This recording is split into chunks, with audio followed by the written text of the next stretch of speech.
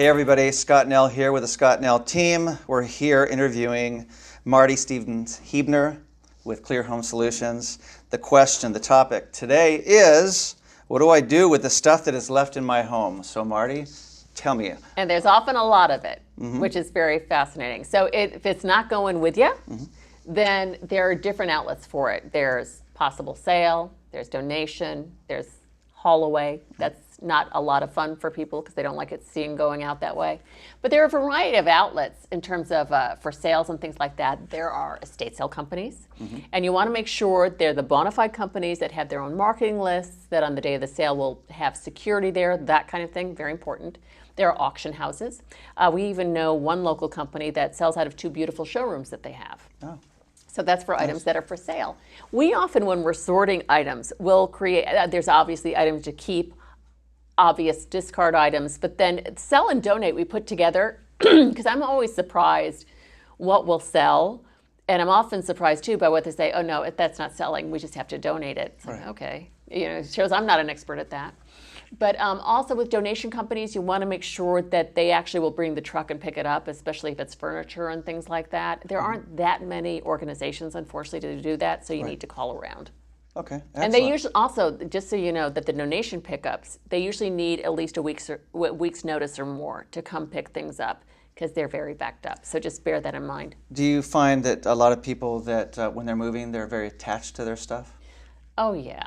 And especially when we were working with, say, older adults who have so many memories attached, and it may have been 30 years since they've moved, it becomes a treasure hunt. The things you find are amazing, but they are very attached. And my colleagues and I, we emphasize take your favorite and most useful items. I mean, the whole point is not to, we never dictate, and you can't dictate what somebody can keep. You just can't. Right. I mean, for legal purposes even, but you really can't and you shouldn't. But what you can do is start asking people questions about it, especially with things like clothing.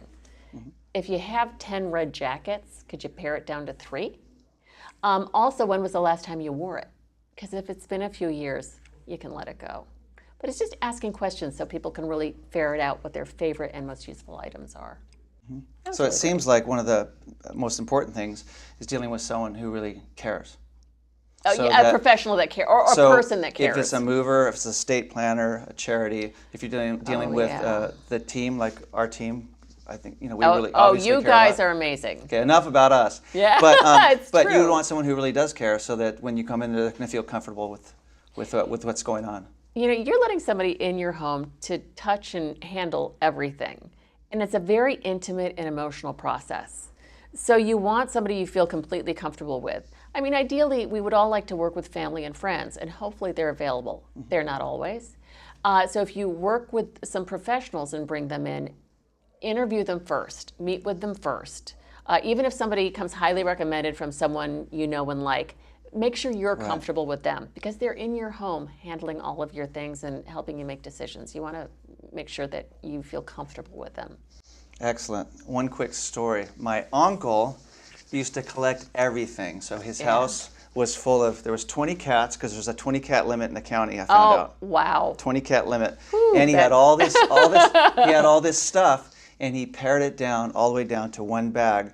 And I remember him showing up, coming from Texas with his bag, that 1 bag, and I went, look what just happened. He did it on his own. I thought, gosh, I wish I could have been there. I had no idea. He just told me he was on his way, and he had left everything behind.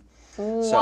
So getting the people that really care, I think, is extremely important. It's so important. Protect yourself with the right people, with the accreditation, with the insurance, that kind of thing. Yeah, and who really educate not only themselves, but the people around them with what's going on. Okay. Excellent. All right, thanks for joining us. Hey everyone, if you'd like more information about myself or my amazing team, check out scottnellteam.com or subscribe to our YouTube channel. Thanks for watching.